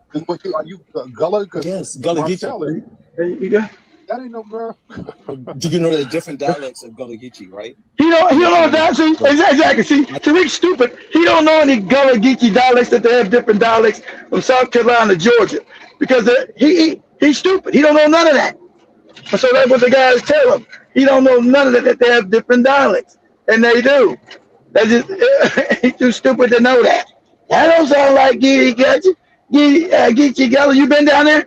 You know those folks from Georgia, South Carolina? They have different dialects, dummy. They have different Southern accents, you idiot. Go ahead, Joe. Brother, that ain't no. Bro, my family, my dad is a Southern Baptist pastor. Yeah, brother, that ain't no damn South Carolina accent, brother. Brother, you got a Caribbean accent, brother. But what is Gullah Geechee? Yeah, but you can hear the Southern twang in it, bro. Well, I mean, how do you want me to speak? And this is a conversation I wanted to have because he don't got no Caribbean accent. This is not stupid Tariq. And his wife is Caribbean. His wife is Caribbean. Somebody got a Caribbean accent. That's what your wife sounds like, Tariq. Your wife is Caribbean. Your wife is Haitian. Your wife is half Haitian, half white. What are you talking about? I'm listening to this, man. I don't hear the Caribbean accent nowhere. You goopy ass nigga. Go ahead. Caribbean. Brother, that ain't no damn Southern accent, though. Let's keep it above. Wait, Charleston. Where my South? Charleston. Where my South? Charleston, bro. Charleston. Born and raised. My birth certificate. Charleston. For real. Man, I can't believe you. I don't want to believe you played with Charleston because you don't fit my ideology. I can't believe you raised in Charleston. You know the Geechee Gullahs. I don't want to believe that. You go against my fake made up ideology that I made up called FBA. Get all the rest of these other handkerchief head morons. Go ahead, Joe. Because it really is our accent that we have different dialects, but it's a mixture of 300 different African accents based on they do diaspora. exactly. So that's true. South Carolinian? Because they all talk to the point. Let me talk. The Gullah came from different parts of West Africa and came together as one community. So they spoke different dialects because they had different languages. Okay, they come out of Guinea, what we call Guinea-Bissau, Cote d'Ivoire, and Sierra Leone. That's the original. That's the area where Geechee Gullah came from. So they had different languages and different African language. So them going to English, the dialects would be different, and also being from different states. South Carolinians don't sound like Georgians. Georgians don't sound like South Carolinians, and they damn sure don't sound like where I sound. I mean, the way people sound where I'm at in the South, I'm in Louisiana. Louisiana people don't sound like no Georgian people or South Carolina people. It's a different dialect, all right? But it's Southern. I'm in Louisiana. They don't sound like they from Georgia. They don't sound like they from no goddamn South Carolina. You know when you hear somebody from Louisiana, instantly. It's a different dialect, but it's Southern, and you know it. Oh shit, there's some Louisiana shit here. Go ahead, Joe. Let me get South. Yeah, I think he might be from where you at? See, whenever you mean this ideology, oh, I think you may be Caribbean. Are you from Kenya, nigga? Are you really from Kenya? There's some Kenyan ass nigga on the line. He is not lying. I was locked up with somebody from Charlotte, and they sounded just like him. More words. Exactly. He is telling the truth. Thank you. He is straight out of Charlotte, It's 2 million. He sound like Charlotte. In the 1780s, newspaper ads proclaimed that 2,424. I know he's telling the truth. I'm listening. He sound like he's from Charleston. I mean, Tariq ain't never been to Charleston. You don't sound like you from Charleston to me. You been to Charleston, nigga? No, but you don't sound like that. Shut your stupid ass up. Sounds just like that to me. Sounds like I've been to Charleston shit 500 times. He sounds like he's from Charleston. Yeah, you don't sound like you from Charleston, brother. Sound like you're from Haiti, nigga. Haiti? Yeah, that would just sound like. Anyway, let's switch over now, Joe, with Tasha K. Say Tasha K. goes after the is that right? Say Tasha K. goes after the FBA. They come at you, Tasha. They made you apologize, Tasha. Tasha called you guys the KKK.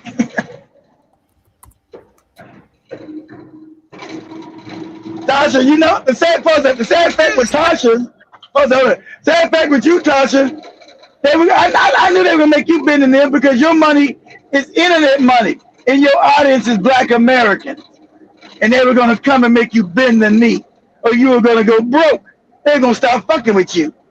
I knew you weren't gonna stand on business. It ain't the KKK. You went overboard with that bullshit. They are a bunch of morons, yeah. But they got some of their talking points are valid because to make something work, you got to have truth mixed with lies. It can't be all lies. There's got to be some truth in there. But the Africans and Caribbeans being disrespectful, yeah, that's true. That's some truth in that shit. So I can't even deny that. I won't even sound crazy talking about that ain't true. So, but you went a little overboard right here, Tasha K, and they put the boot the ass on you. I'm sorry, girl, they did that to you. They put boot the ass on you. They got you to apologize in less than 24 hours, and they told you apology not accepted. So now they're gonna start fucking with your money, girl. Your money about to get fucked up. Because remember, it's the morons that listen to all that gossip. Remember, Tariq's audience is stupid.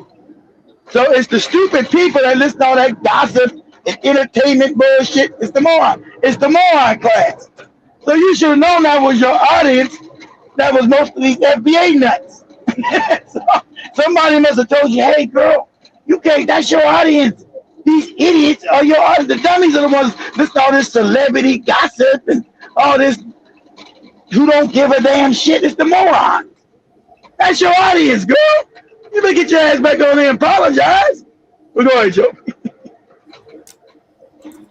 What I would say about the FBA movement, it's no different than the KKK. Here we go. Meant to divide.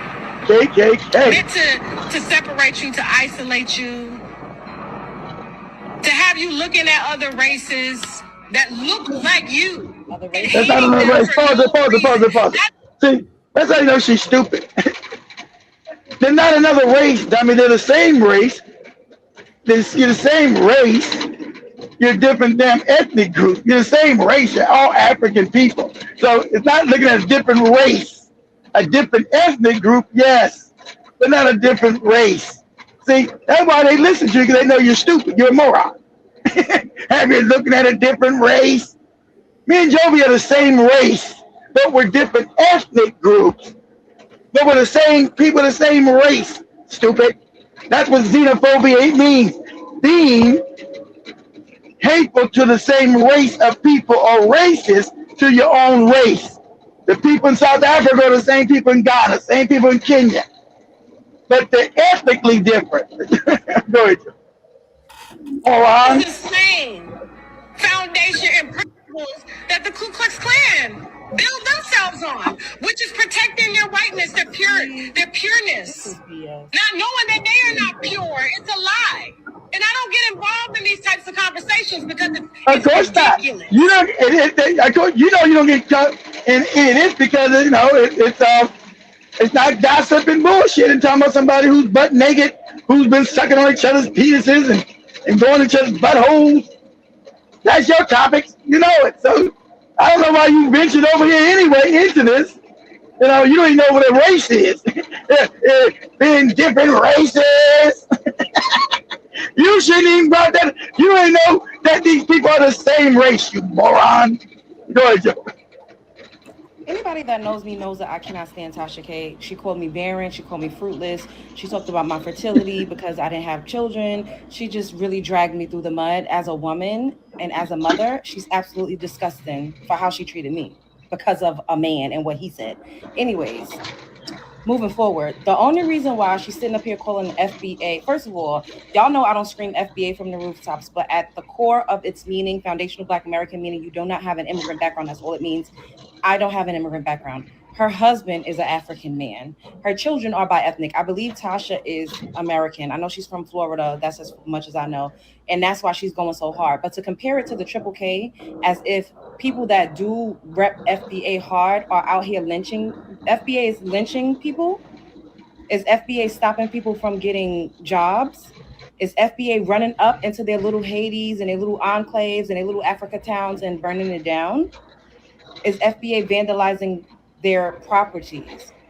How is FBA affecting the livelihood of immigrants? So to compare it to the Triple K, who literally used to run up in towns and snatch little Black boys out of their houses to hang them like strange fruit because they whistled at white women, is absolutely diabolical, and it is very dangerous. And to continuously call it an organization when it's literally just people repping their lineage, saying, hey, I don't have an immigrant background. And the only reason why you hear people, anybody, me, I just say I'm a Black American. The only reason why you hear any of us saying anything about any other immigrant group is because it is a response. This is why I've intentionally curated my content in the way that I did, as far as I show you all exactly what it is that I'm reacting to. Very rarely do you see me just get up here and talk. I can do that, but I don't get up here and just talk baselessly and solely out of emotions or spewing hateful rhetoric about groups of people that absolutely is unwarranted. I personally don't do that. So all you have to do is look through the Love Jones Show channel. You can look through my YouTube. You can look through my Facebook Reels page, Hey Love Jones. You can look, well, I don't really post that much on Instagram, but my IG, Hey Love Jones. You can look through here and you will see the nasty things that a lot of these immigrant groups say about Black Americans and the things that they've been saying before we ever even entered the chat. Now, what you are seeing now is called reactionary abuse. The fact that we've literally been getting told we have no culture, we're displaced, we don't know where we're from, we're lazy, we're broke, busted, disgusted, we're at the bottom, nobody likes us, we're obsolete, while everybody has been continuously exploiting our culture, exploiting the resources that they're able to come over here and have because of the brunt and the hard work and the sweat and tears and blood that our ancestors had to pour into this land, is utterly disrespectful. So for us, I just uploaded a video yesterday of a Haitian man unprovoked saying Black Americans don't want to work because they lazy. White Americans don't want to work, but Black Americans are the lazy ones. Black Americans they just slang DRUGS. Black Americans, everybody's just on the EBT, and Black Americans this and that, the third. And it's like it's okay for them to say these things. It's okay for them to wave their flags. There was just a Jamaican Day parade where exactly. It's been no cutback because as African American, we were nice. We let you in here because we thought we didn't know you came from dirtbag tribal cultures, and that's why shit don't work in Jamaican Africa, because you have no unity. You're dirtbag towards each other. And we didn't know that, so we let it go on for years. We never said, I've been said that years before we can get this saying shit. Man, these motherfuckers be talking crazy. Who the fuck you talking to? I told you. And I never thought, these are groups I had problems with. Let me be honest, okay? These are only 3 groups I really had a problem with. I know the Jamaicans, yeah. The Haitians, yeah. I really had no problem with no Nigerians and no Ghanaians and Kenyans, no. The Ethiopians, yeah. The Somalians, yeah. So if you want to be Pacific, okay, I'll be Pacific. Have I had any kind of run-ins with the goofy Nigerians? Nah, not really. Any Kenyans? No, I tried dating a Kenyan girl, I was a teenager. So nah. Ghanaians? Nah, no, but the Somalians? Hell yeah. Hell to the yeah. And I didn't have no problem with the damn Jamaicans and Haitians till I got to, I moved to Florida and was living down in deep, I guess they would call that mid-Florida, down in Tampa. And the crazy talk there, like, what? Who you motherfuckers talking to? It just be, I just thought it was crazy. I didn't understand it. I don't wish you third world Negroes no damn problem. You in America, go, get your money. But the crazy disrespect and talking crazy to you, like I told you, it was years ago. I know, Keith, you always bring this up. Yeah, I always bring it up. I'm gonna keep bringing it up. So, like I said, years ago, I had a flat tire. Of course, most of you guys got you got AAA service or whatever kind of car service you got, so you have to fix your tire. And no, I'm not a special Negro, but I'm outside. I don't like fixing my tires if I ain't got to. Shit, that's what AAA is for. Shit, and that was part of my insurance. So don't go crazy. He got AAA. Yeah, I like good shit. I'm sorry. So you're mad at me. I didn't want to get down and get dirty and change no tire. Shit, I called AAA ass up. Hey, part of insurance. Where you at, Mr. Newsom? I said, well, I'm over here. I'm over here down the road from what's that damn Tampa Stadium, Raymond, whatever his name was. I'm down from the Tampa Bay Stadium. On such and such road, right? I think it was an Orange Blossom? That was an Orange Blossom. I was on orange. Yeah, it was an orange and something. Can't remember. And so this Haitian guy came out, and I was all nice to the dude. Hey, man, I said, you ain't got, I ain't no rush, man, take your time because it's hot out here. Telling me I had a bottle of water. I said, man, you want some water? Then I heard his accent. I didn't know he was Haitian yet until I heard that goofy accent. Let me stop being this. Yeah, but I don't know do accents like jokes, so whatever. Yeah, but whatever. I appreciate that. So he starts fixing the tire, and we start talking, small talk. You start talking small talk with Joe, but you don't know nothing, right? I don't tell you nothing. So small talk. So I said, he said, hey, brother, you originally from Tampa? I said, no, I'm from LA. Oh, LA, I heard about that place. I like to visit someday. I said, man, it's expensive. You don't want to visit out there. And I was about to say something smart, but I didn't. I said, nigga, you fixing tires. You ain't going to LA. You can't afford to live there. But I didn't say it. You can't afford to live out there. Hey, you a tire repair guy. So I said, yeah, man. I said, yeah, man. It's expensive. Then he said, yes, but also I heard it's dangerous. The blacks don't know how to behave over there. They got the gangs. I said, nah, man, I never lived around the gangs. He's talking about, yeah, in deep LA. You talking about the Crips and the Bloods? Yes, they be shooting each other, all kind of stupid stuff for different colors. Oh, I don't know what's going on with you black people. You got everything and you don't know how to behave. I said, oh, push my buttons. You push my buttons. You got everything and you don't know how to behave. Okay. I'm dealing with one of these kind of niggas. Okay. I said, what you mean we don't know how to behave? You people have been afforded.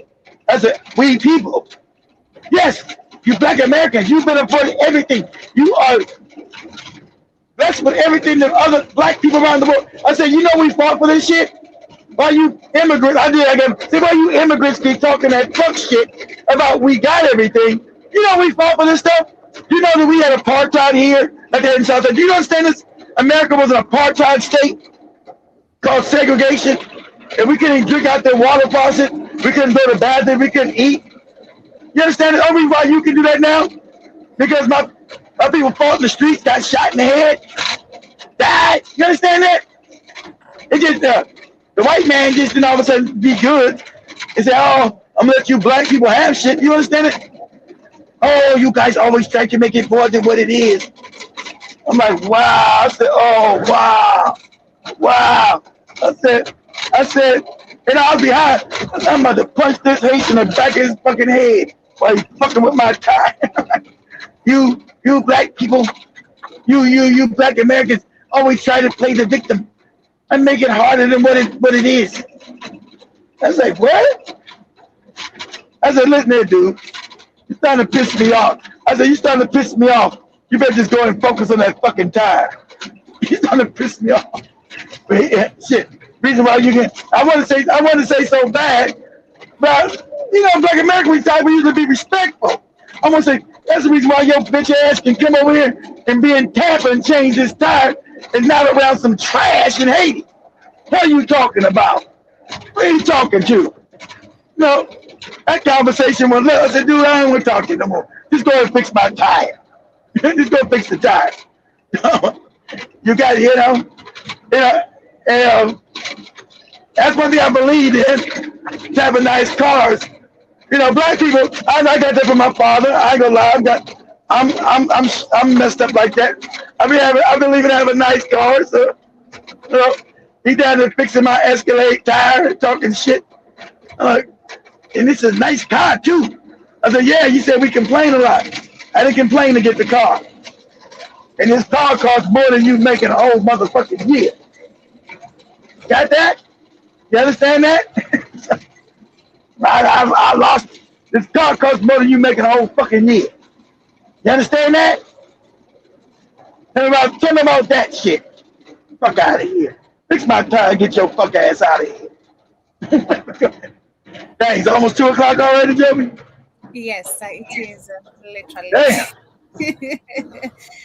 Time is going super fast. But yeah, that is super crazy. I just believe the moral of the conversation, or rather what the lesson should be, is let's preserve our dignity. I'll keep saying that every time I can raise it up. It's our dignity. We've lost our dignity as black people, and that's why sadly, a group of and I don't need that's true. Let me say this real quick. And I don't need you FBA morons money. So you won't make me bend the knee like you did Tasha K. Tasha K came back not even 20 hours later, but I'm sorry, I talked about the FBA. I apologize. They told you apology not accepted. You should know, your audience is the moron class. We're going to go. Sorry, talk about the dignity.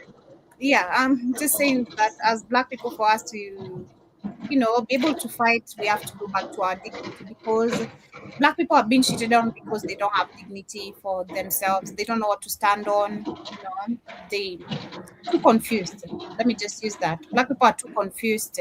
They don't know where to stand. And I understand. Sometimes I say I do understand because of the oppression, people are trying to survive, pay bills and all that. So but at the end of the day, you have to understand what you're giving up for. What are you giving up for? Again, the question is what's the cost of what you're giving up for, and how long is it going to cost you? Because black people, we're being costed so much, or rather so much is costing us because of decisions that were made by people who are before us, just because they wanted to seek some certain validation or acceptance by a group of people. Will True. never do that. Will never ever do that. But yes, as we wind up, I see Ricky earlier, the first comment he said, I took the 401,000 money and bought 7 tornado damages trailer home. My brother has his own landscape construction and business, land construction business. So yeah. Did you wait, did Ricky start or did he get the money to his goofy brother? He said I took the 401k money, the 401k money, bought 7 tornado damage trailer home. My brother. Oh, okay. He bought trailer. Okay. You bought it and put on your brother's land. But where is that at, Ricky? No, it's ain't in Minnesota, is it? You ain't put no trailer home up there in the cold. That ain't cost no $300,000. Go ahead. And I also see Ricky, Jason, Jason Jibataba, we have Clock 10, hope it's been amazing. We have Drum Mosquito, Karibu Sana.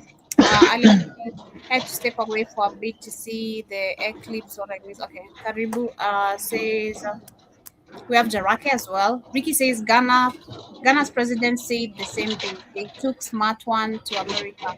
Wow, my dummies. They did bring the smart ones. In fact, that's what they did on purpose. Remember, the whole thing was trying to get the smart ones out of Africa, to start the young and the strong, and then come back and genocide the rest of the Africa. They're going to wipe their ass out. That was a whole scam. We're going to take the strong, we're going to take the smart, and then we're going to come back and wipe the rest of these niggas out and steal the land. They were supposed to genocide all of Africa. That was the goal. But shout out to the African woman, since she has the best genetics. The old African women started sleeping with the younger men that were left, and started repopulating Africa. Nobody knows that story. Old African women started repopulating Africa with the young men. So they couldn't wipe out African people. But that was the thing. They were going to depopulate Africa and then come back and wipe it out. Remember, that's been the whole thing. Shout out to that Kenyan lady who said the same thing. I'm going to share Friday, because then we got to do a show tomorrow. I shared Friday. She said she understood that. That's right.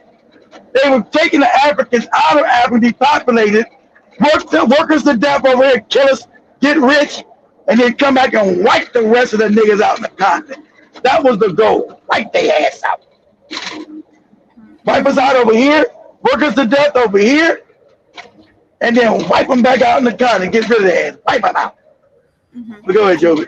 Raki says the perpetual identity crisis being put on display under war conditions is tiring.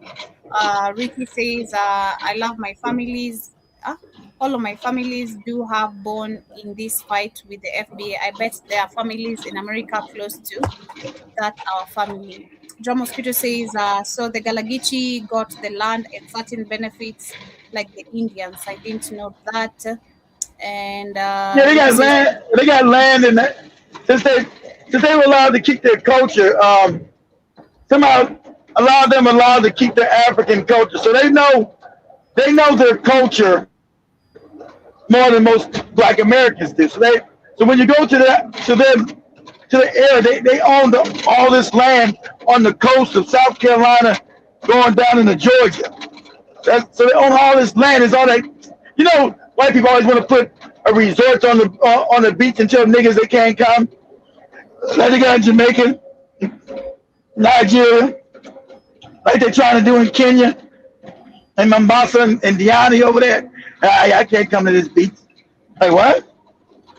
So that's what they're trying to do with the Geechee Gullah in South Carolina and Georgia. Buy up the land and kick their ass out of there.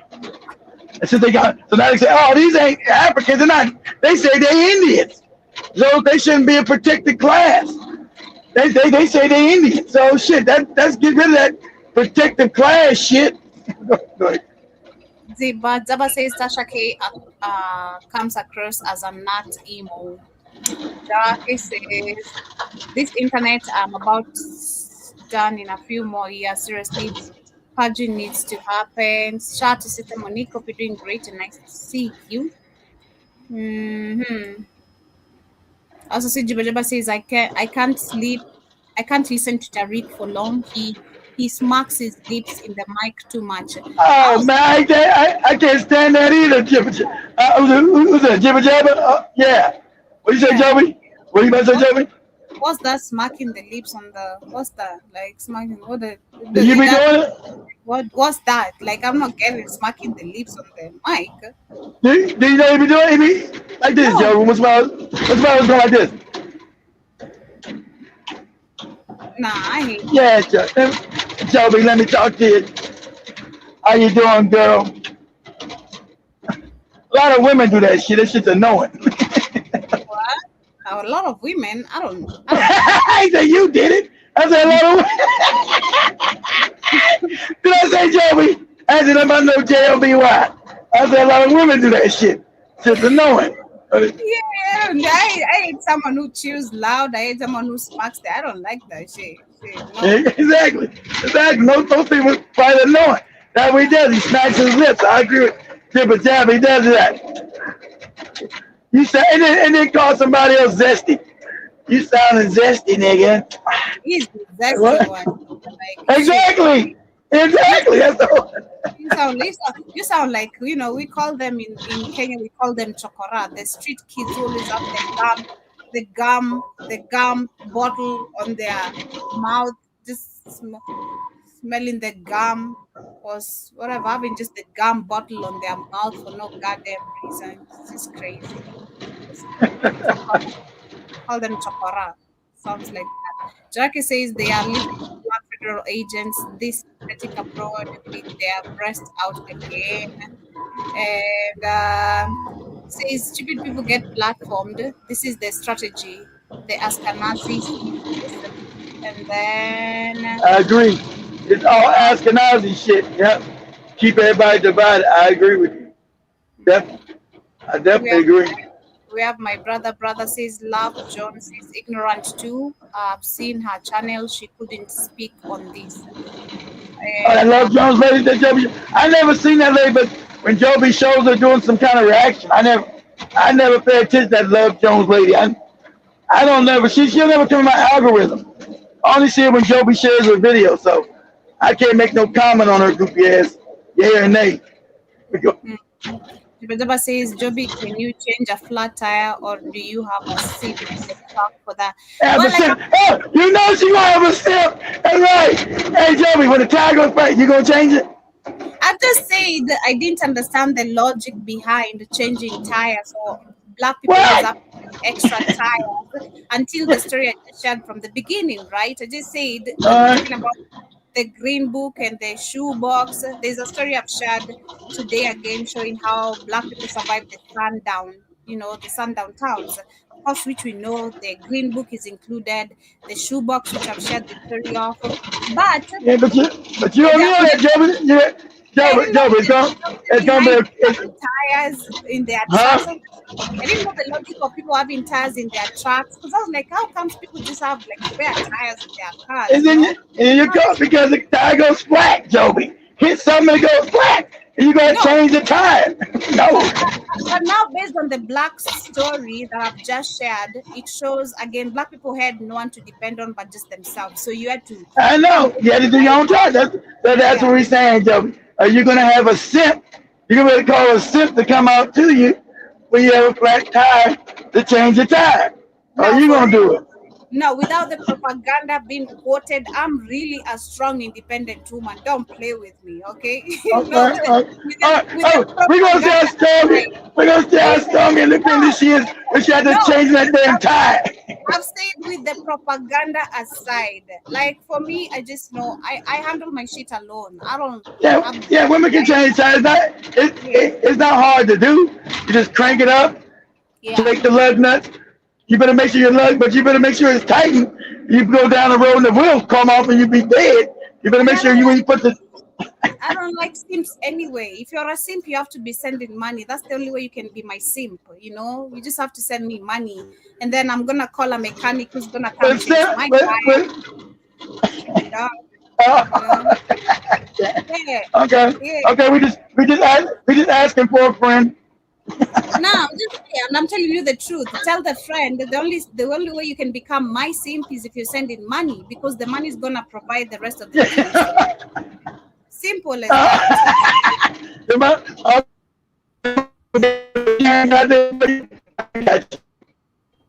Yeah. If you're signing for the simp application, that's the only qualification, you know. Literally, the application, money, trust funds only. But anyway, much love, family. Have yourselves a beautiful day and see you guys. Thank you. Tell y'all better watch out about going to Africa. Think women are cheap, listen to Joby ass. Joby already in your pocket already. And no good ass. I got bills today. I have me to take care of. You know, my hair is due. I have to take care of my hair. My nails are due. So shit. Come on. Yeah. Hey, Joby, wasn't you taking care of that before I met you? Yeah, but when you doing that before I met you? Why in my lifetime? You know, get the fuck out if you can't do nothing. That's also sorry. Okay. You're not gonna be a simp and you're not doing anything. Block.